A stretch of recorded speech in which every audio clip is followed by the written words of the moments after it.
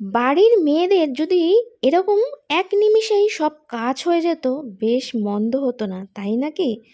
Good morning, সবাই কেমন আছো? আশা করছি সবাই ভালো আছো, যে যেখানে আছো।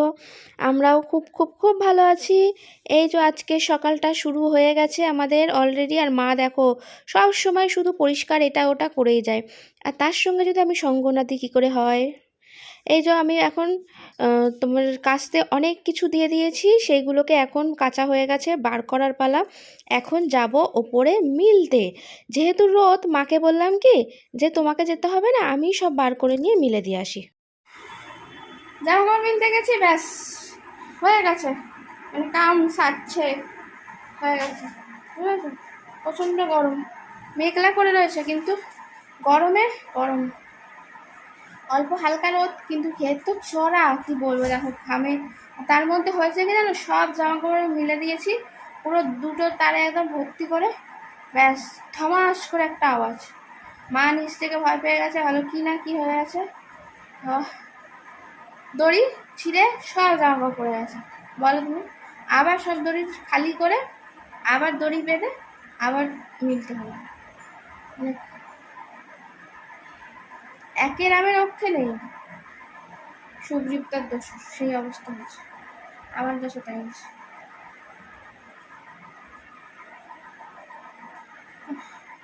গরমের মধ্যে মাকে বললাম যে তোমাকে যেতে হবে না, আমি মিলে দিচ্ছি, ব্যাস আবার সেই যেতে হলো, সেই জামা কাপড় তুলতে হলো, আবার মিলতে হলো, মানে সব ডবল ডবল কথা। মাও ঘেমে একদম স্নান, অবস্থা খারাপ, আমারও অবস্থা। মায়ের অবস্থা, চোখ মুখ একদম বেরিয়ে এসছে, এত রোদ, তাই না? রোদ বেশি না বলো? ঘাম বেশি রে, গরম। সেটা তো, রোদটা চড়া নয় কিন্তু কি গরম, সেটাই তো বলছি, মেঘলা মেঘলা, কিন্তু দেখো অবস্থা। মা নিচ থেকে ওপরে দৌড়ে চলে গেছে। আরে আওয়াজ হলো, কোথায় কি করলি? আমার তো মাথা গরম হয়ে যাচ্ছে, আমি আওয়াজ কি দেবো যা এটা দড়ি ছিঁড়ে গেছে। আমার সব জামা কাপড় মেলে হয়ে গেছে, ধবাস।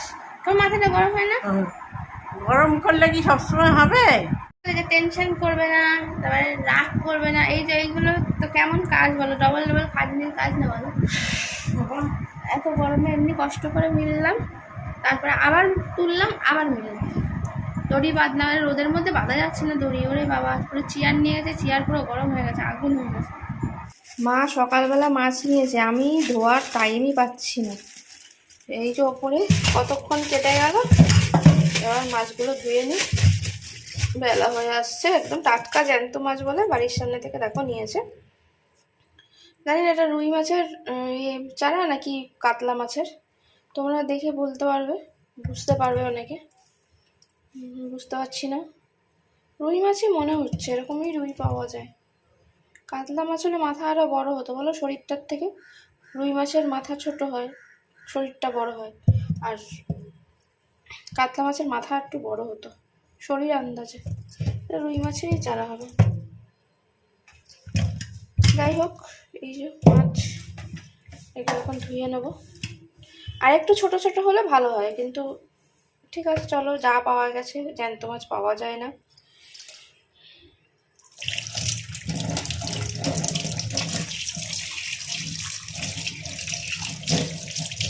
ভালো করে আঁশগুলো ছাড়াতে হবে, অনেকক্ষণ যেহেতু পড়ে আছে তো একটু জল দিয়ে নিই, আঁশগুলো তাহলে খুব ভালো করে ছেড়ে যাবে।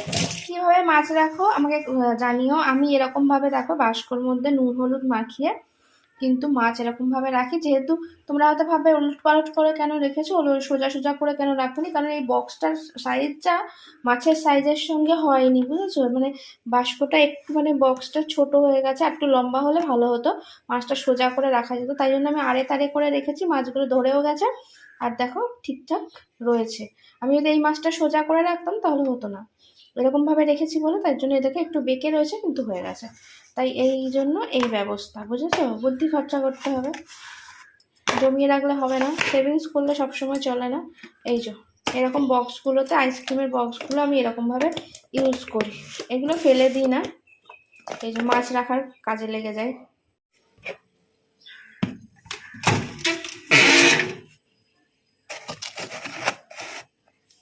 এবার চলে এসেছি, এই দেখো আমার জামা কাপড়গুলো হাতে কাচবো। এগুলো তো মেশিনে কাচা যাবে না। গিয়ে দেখি সার্ফ নেই, কৌটোতে ঢালা হয়নি আর কি। সার্ফ রয়েছে বাড়িতে কিন্তু ঢালা হয়নি, তাই নিয়ে চলে আসলাম দুটো। আমাদের কিন্তু মশলা যেরকম দেখবে একটা যেটা রান্না হয় সেরকম রাখে, আর একটা রান্নার সামনে রাখে, সেরকম কিন্তু সার্ফের কৌটো দুটো আছে আমাদের। একটু জোগাড়জান্তি করে দিলাম টুকটাক, পেঁয়াজ টিয়াজ কেটে। মা এখন কি করেছে তোমার একটু দেখাচ্ছি। দেখো কচুরলতি রান্না করেছে চিংড়ি মাছ দিয়ে, একদম সুন্দর ভাজা ভাজা। দেখো গ্যাস নিভিয়ে দিয়েছে, কিন্তু দেখো এখনো তেল ফুটে যাচ্ছে। এই লোহার কড়াইতে করলে না হেভি তেতে যায়, মানে খুব ভালো হয় রান্নাটা, কিন্তু একদম ভাজা ভাজা করতে না খুব সুবিধা। আর সিলভারে করা হয় তো পুড়ে, মানে কড়াটাই পুড়ে একদম অবস্থা খারাপ হয়ে যায়, কিন্তু লোহার কড়াতে সেই ভয় থাকে না। খুব সুন্দর রান্নাটাও খুব ভালো হয়, আর টেস্টও খুব ভালো হয়, জানো তো। বাটি করে তুলে নিচ্ছে গরম গরম কচুরলতি। তোমরা যারা চাইবে একটু নাও ভাঙতে পারো, অনেকে গোটা গোটা পছন্দ করে, কিন্তু আমাদের একটু ভেঙে দিলে মা বলে ভাজাটা খুব ভালো হয়, তার জন্য। দেখো ও এখনই তো দেখে মনে হচ্ছে ভাত নিয়ে বসে যায়, গরম ভাত। কাজ করতে করতে অনেক বেলা হয়ে গেছে, এবার খাওয়া দাওয়ার পালা। এই যে এঁচোড় চিংড়ি রয়েছে এখানে, আর এখানে রয়েছে হলো আমার প্রিয় কচুরলতি চিংড়ি মাছ দিয়ে, দেখো। আর এখানে তো ভাত রয়েছে, মা পারবে। চলে আসো মা, আরে চিংড়ি মাছ তুলে খেলাম। হ্যাঁ, চিংড়ি মাছ খেতে যা ভালো লাগে। কচুরলতিটা জাস্ট বাও হয়ে যায়, দারুণ। দেখো কচুরলতিটা জাস্ট তেল তেল একদম দারুণ, ভাতে মাখিয়ে খেতে অসাধারণ টেস্ট। অনেকে তোমরা ভাবে রান্না করে অনেক বেলা হয়ে গেছে, আসলে দেখো এত কাজই আর শেষ হয় না। এই এখন যদি মানে পরে খাই স্নান করে, তাহলে আর অনেকটা বেলা হয়ে যাবে, তারপরে শরীর খারাপ করবে। তাই জন্য এই যে এখন খেয়ে নিই। ওহ দারুণ দারুণ হয়েছে মা। এখন রয়েছে মা নিয়ে এসে। তুমি বাটিতে ভাত নিয়েছো তোমার ঢালা নেই? বাটিতে হয়ে যাবে। মা তো আগে এরকম ছোটো ছোটো বাটিতে খেত, এখন তো একটু বড় বাটি নিয়ে এসে আজকে।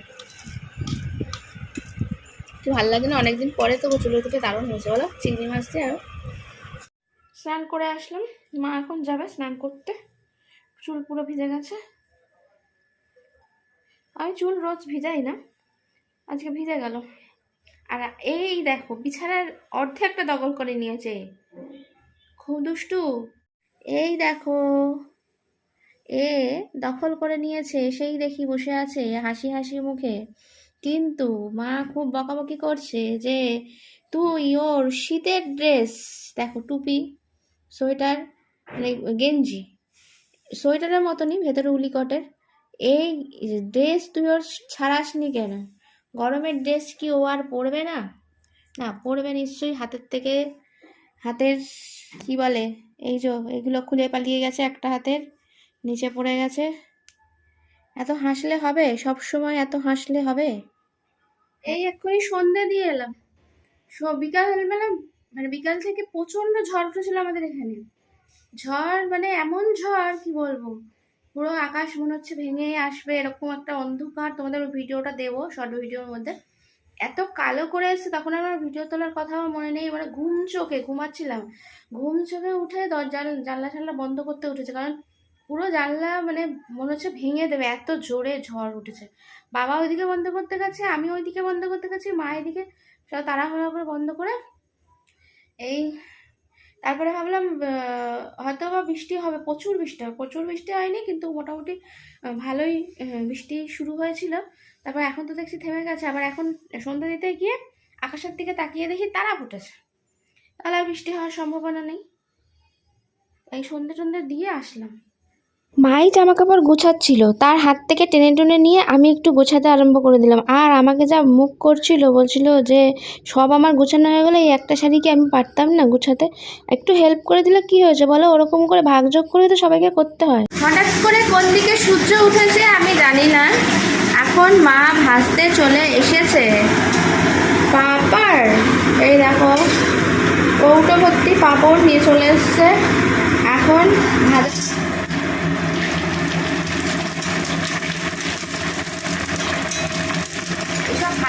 জিনিস হলে তখন আর না দেখবে খিদে যেন কোত্থেকে পেটের মধ্যে আরো বেশি পায়, তাই না?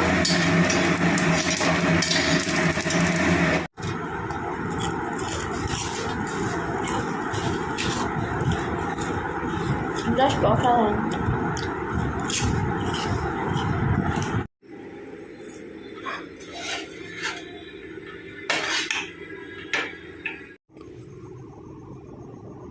কি অন্ধকার ঘুটঘুটে দেখো বাইরেটা, পুরো মানে বর্ষা যে মানে বর্ষাকাল যে ওরকম মনে হচ্ছে।